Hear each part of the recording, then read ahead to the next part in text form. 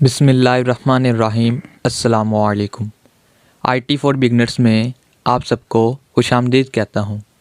दोस्तों, पिछली वीडियोस में हमने सीखा था कि वर्डप्रेस को किस तरह से लोकल होस्ट में हम इंस्टॉल करते हैं ताकि हम आगे चल के उसे इस्तेमाल कर सकें। दोस्तों, आज की इस वीडियो में हम लोग वर्डप्रेस के डैशबोर्ड के समरी के बारे में जानेंगे, यानी कि वर्डप्रेस पर लॉगिन होने के बाद जो स्क्रीन हमारे सामने आती है उसकी साइट पर कुछ एलिमेंट्स होते हैं। उन एलिमेंट्स का क्या काम है, उन तमाम एलिमेंट्स को डैशबोर्ड समरी कहते हैं। चलें अब कंप्यूटर की स्क्रीन पर जाते हैं और उन तमाम एलिमेंट्स को इस्तेमाल करके देखते हैं कि किस एलिमेंट का क्या काम है। दोस्तों, ब्राउज़र पर लोकल होस्ट ओपन करने से पहले हमें लोकल होस्ट को ऑन करना पड़ता है। चलें सबसे पहले हम लोकल होस्ट को ऑन कर लेते हैं। हमने लोकल होस्ट के लिए ज़ैम का इस्तेमाल किया है। इसके अंदर आपने दो चीज़ों को हमेशा ऑन रखना है, उसके बगैर आपका लोकल होस्ट नहीं चलेगा। सबसे पहली है अपाची। चलें हम इसको स्टार्ट कर देते हैं। उसके बाद है हमारे पास MySQL, इसको भी हम स्टार्ट कर देते हैं। आप देख सकते हैं कि दोनों स्टार्ट हो चुके हैं। उसके बाद हमने यहाँ पर अपना URL डालना है।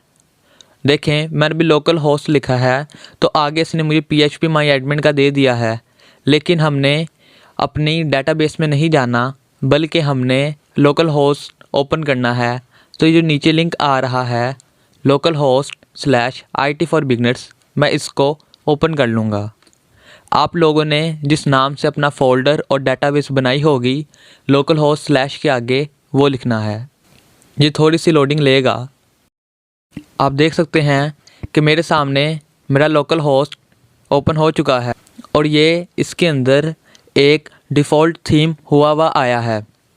डैशबोर्ड में जाने के लिए मैं सिंपली यहाँ पर क्लिक करूँगा, IT फॉर बिगनर्स जहाँ पर लिखा हुआ है और उसके साथ जो मीटर का साइन भी बना हुआ है, यहाँ पर आकर नीचे हमें डैशबोर्ड की ऑप्शन नज़र आ जाएगी। मगर ये तरीका सही नहीं है, क्योंकि ये सिर्फ़ उन कंप्यूटर्स या लैपटॉप्स पर ऑप्शन आती है जिन पर आपने पहले से ही अपने वर्डप्रेस को लॉगिन किया होता है। अगर आपने अपने वर्डप्रेस को लॉगिन नहीं किया होगा तो ये ऑप्शन आपके सामने नहीं आएगी। इसके लिए एक दूसरा तरीक़ाकार है, जो कि ये है कि आप ऊपर URL में लिखें जहाँ पर आपका जो नाम है वो ख़त्म हो रहा है। जैसे कि मेरे केस में IT फॉर बिगनर्स, यहाँ पर आकर नाम ख़त्म हो रहा है, उसके आगे स्लैश डाल के WP माइनस का साइन और साथ एडमिन लिखकर एंटर कर दें। अब आप देख सकते हैं मैं अपने वर्डप्रेस के डैशबोर्ड पर आ चुका हूं और यहाँ पर ये मुझे कुछ बता रहा है वर्जन्स के बारे में कि ये इस वक्त 5.9 वर्जन है, जो कि वर्डप्रेस का लेटेस्ट वर्जन है। सिंपली यहाँ से आप इसे डिसमिस कर दें। उसके बाद ये जो साइड पे हमारे पास आइकन्स आ रहे हैं, dashboard, home, update, post, media, pages, comments, appearance, plugins, users, tools, setting, collapse menu, basically ये सारी चीज़ें ही वर्डप्रेस है। सबसे पहले हम यहाँ पर इसके होम की तरफ बढ़ेंगे। सबसे पहले हम होम क्लिक करते हैं। आप देख सकते हैं कोई चेंजिंग नहीं आई, जिसका मतलब ये है कि डैशबोर्ड और होम दोनों का लिंक एक ही है, यानी कि दोनों को क्लिक करने से एक ही चीज़ ओपन होती है। उसके बाद यहाँ पर अगली बात आ जाती है अपडेट्स की। इस पर क्लिक करते हैं। दोस्तों, वर्डप्रेस की जितनी भी अपडेट्स आती हैं, चाहे वो थीम के हवाले से हो, प्लगइन्स के हवाले से हो या फिर खुद वर्डप्रेस के हवाले से हो, वो तमाम की तमाम यहाँ पर शो होती हैं। यहाँ पर लिखा भी आ रहा है WordPress updates. Here you can find information about updates, set auto updates and set what plugins और theme need updating, जो कि मैंने अभी आपको बताया। उसके बाद तीसरा एलिमेंट हमारे पास पोस्ट का आता है। मैं यहाँ पर आने से पहले आप लोगों को कुछ दिखाना चाहूँगा, जैसे कि यहाँ पर हम लिख लेते हैं हिशाम सर्वर ब्लॉग। ये आ गया है। ये सर हिशाम सर्वर हैं जो कि फ्रीलांसर के माहिर हैं। अब यहाँ पर आप जितनी भी चीज़ें देख रहे हैं, जैसे कि ये है, ये है, ये है, इस पर क्लिक करते हैं तो ये जो हमारे सामने स्क्रीन आई है, बेसिकली ये पोस्टें हैं। ये एक ब्लॉगिंग वेबसाइट है और ये पोस्टें हैं। और इन सारी चीज़ों को करने के लिए हमें जिस चीज़ की ज़रूरत होती है वो हमारा वर्डप्रेस का ये वाला एलिमेंट पोस्ट है। इसके ऊपर जैसे हम क्लिक करते हैं तो होवर में हमारे पास 4 मेन्यूज़ नज़र आ रहे हैं। सबसे पहला है आल पोस्ट, तमाम पोस्टों को देखने के लिए। चलिए पहले इसको देखते हैं। आप देख सकते हैं इस वक्त इसके अंदर सिर्फ एक पोस्ट हुई हुई है जो कि हेलो वर्ल्ड की है। उसके बाद हम यहाँ पर न्यू पोस्ट करने के लिए ऐड न्यू भी कर सकते हैं और उसके अलावा हम कैटेगरीज़ में जाते हैं। यहाँ पर हमने जिस कैटेगरी डिफ़ाइन की होंगी वो सब अपनी अपनी कैटेगरीज़ में आ रही होंगी। आप देख सकते हैं यहाँ पर एक पोस्ट है और वो भी अनकैटेगराइज है, यानी कि उसको कोई भी कैटेगरी नहीं दी हुई। उसके बाद टैग्स की ऑप्शन आ जाती है। टैग्स के अंदर हम जो अपनी पोस्टों में एसईओ के लिए उसको सर्च इंजन पर ऊपर लाने के लिए टैग्स लगाते हैं वो होते हैं। उसके बाद मीडिया की बारी आ जाती है। दोस्तों आप लोगों ने मल्टीमीडिया तो नाम सुना ही होगा ना, जिसके अंदर हमारी ऑडियो, वीडियोस, पिक्चर्स वगैरह आती हैं। अब आप किसी एक वेबसाइट पर जाते हैं और वहाँ पर जाकर, जैसे मैं इधर आया हूँ, आप लोग वीडियोस पर क्लिक कर दें। इसको यहाँ से कैंसिल करके हम वीडियोस पे क्लिक करते हैं।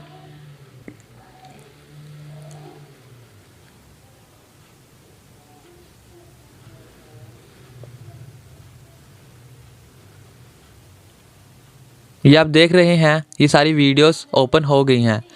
तो बेसिकली जोन सी भी वीडियोस हमारी वेबसाइट्स पर दिखाई दे रही होती हैं, जो भी तस्वीर हमारी वेबसाइट पर दिखाई दे रही होती हैं और जो भी ऑडियो हमारी वेबसाइट पर सुनाई दे रही होती है, वो तमाम की तमाम हम मल्टीमीडिया में डालते हैं। आप इस बात की फ़िक्र ना करें कि मैं इसको जल्दी जल्दी समझा रहा हूँ। हम ये वीडियो के बाद हर एक एलिमेंट को एक एक यूज़ करेंगे और उसको डिटेल के साथ एक्सप्लेन करूँगा। उसके बाद बारी आ जाती है पेजेस की। दोस्तों हर वेबसाइट में 4 पेजेस लाजमी होते हैं, जो कि होम, अबाउट, कॉन्टैक्ट अस और ब्लॉग्स का होता है। उन पेजेस को ऐड करने या डिलीट करने के लिए पेजेस की ऑप्शन इस्तेमाल होती है। यहाँ पर तमाम पेजेस आ रहे हैं। यहाँ पर लिखा हुआ है ऑल 2 पेजेस हैं, पब्लिश 1 पेज है और ड्राफ्ट 1 पेज है। न्यू पेज बनाने के लिए हम ऊपर ऐड न्यू पर क्लिक करेंगे तो हमारा न्यू पेज बन जाएगा। उसके बाद कमेंट्स की बारी आती है। दोस्तों ये कमेंट्स पोस्ट से रिलेटेड है, यानी कि कोई भी अगर हमारी पोस्ट पर आता है और कमेंट्स करता है, वो तमाम के तमाम कमेंट्स हमें इस सेक्शन में शो होंगे। जैसे कि एक डिफ़ॉल्ट कमेंट्स आता है, ये लिखा हुआ है वर्डप्रेस कमेंटर। यहाँ पर उसका नाम आ जाएगा जिसने भी पोस्ट पर कमेंट किया होगा और यहाँ पर वो कमेंट आ जाएगा जो कमेंट उसने किया होगा और ये वाली पोस्ट पर किया है। उसके बाद हमारे पास बारी आती है अपीयरेंस की। दोस्तों अगर ये कहा जाए तो गलत ना होगा कि वर्डप्रेस में 2 चीज़ें बहुत मेन हैं जो कि इस्तेमाल होती हैं, एक अपीयरेंस और एक प्लगइन्स। ये हमारी वर्डप्रेस की वेबसाइट को बहुत ही अच्छी बना देती है। यहाँ पर आप देख सकते हैं हमारी वेबसाइट पे जो थीम्स हैं वो आ रहे हैं। इस वक्त ये वाला डिफ़ॉल्ट थीम लगा हुआ है, मैं इसकी जगह ये भी लगा सकता हूँ, ये भी लगा सकता हूँ। दोस्तों कुछ थीम्स फ्री होते हैं और कुछ थीम्स को हमें ख़रीदना पड़ता है। इसके बाद बारी आती है प्लगइन्स की। प्लगइन्स से मुराद आप लोग ये समझ लें कि प्लगइन्स एक किस्म की एप्लीकेशंस हैं जो कि हमारी वेबसाइट को बनाने में हमारी मदद करती हैं। इस वक्त ये 2 प्लगइन्स हैं जो कि एक्टिवेट भी नहीं हैं। इसको मैं डिटेल के साथ आगे जाकर अगली वीडियो में समझा दूंगा। उसके बाद बारी आती है यूज़र्स की। यूज़र्स यानी कि अब एक वेबसाइट है, मिसाल ले लें कि मेरी वेबसाइट है और मेरे पास टाइम नहीं है अपनी वेबसाइट पर काम करने के लिए, तो मैं क्या करूँगा कि मैं अपनी वेबसाइट पर एक बंदा हायर कर लूँगा जो कि मॉडिटर होगा, यानी कि वो सिर्फ़ और सिर्फ मेरी वेबसाइट पर पोस्ट कर सकेगा, पेजेस ऐड कर सकेगा, न्यू पेजेस पर डिज़ाइन कर सकेगा, लेकिन वो एडमिन की तरह इन तमाम चीज़ों पर एक्सेस हासिल नहीं कर सकेगा। उसके बाद टूल्स की बारी आ जाती है। टूल्स में हम लोग अगर हमने अपनी वेबसाइट को इंपोर्ट या एक्सपोर्ट करना हो किसी वेबसाइट से, वो इस्तेमाल होती है। साइट की हेल्थ वगैरह नज़र आ जाती है। और अगर हमने PHP एडिशनल डालनी हो और कस्टमाइज़ करके थीम या प्लगइन को काम कराना हो तो उसके लिए टूल्स की ऑप्शन इस्तेमाल होती है, मगर ये बहुत कम होती है और इसे सिर्फ PHP डेवलपर ही इस्तेमाल करता है। उसके बाद सेटिंग आ जाती है। इस सेटिंग में जो हमने वर्डप्रेस की वेबसाइट बनाई होती है उसकी तमाम सेटिंग आ रही होती है। मेरा आपको मशवरा यही है कि आप लोग इस सेटिंग को कभी भी तब्दील ना करें, क्योंकि इस सेटिंग के अंदर आपका URL होता है, साइट का टैगलाइन ID वगैरह होती है। अगर आप लोग इन तमाम चीज़ों में से किसी एक को भी तब्दील कर देंगे तो वो आपकी डेटाबेस के साथ मैच नहीं करेगी, जिसका मतलब ये है कि आपकी जो वेबसाइट है वो ख़राब हो गई है। दोस्तों, उम्मीद है कि आज की वीडियो के बाद आप लोगों को डैशबोर्ड के तमाम जो एलिमेंट्स हैं इनका ओवरव्यू हो गया होगा। डिटेल में जाने की ज़रूरत नहीं है, क्योंकि अगली वीडियो में इन तमाम चीज़ों की डिटेल्स आएंगी। हम एक वीडियो में सिर्फ एक टॉपिक को, जैसे पोस्ट है तो सिर्फ पोस्ट के टॉपिक को डिटेल के साथ डिस्कस करेंगे। दोस्तों, वीडियो अच्छी लगी हो तो मेरे इस चैनल को सब्सक्राइब करें और बेल के आइकन को दबाना ना भूलें। आपसे मुलाकात होगी इंशाअल्लाह ताला अब अगली वीडियो में। तब तक के लिए अल्लाह हाफिज़।